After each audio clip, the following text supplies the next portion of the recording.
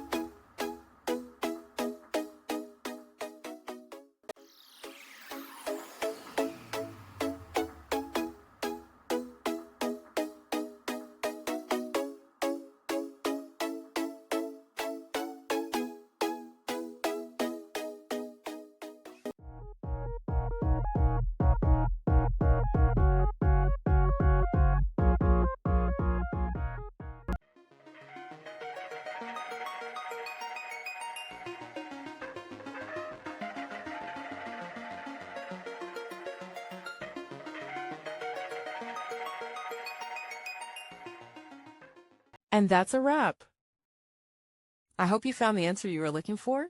If you did, take a second to hit that subscribe button. It really helps out.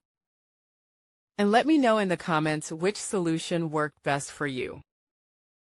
See you next time in the debug zone.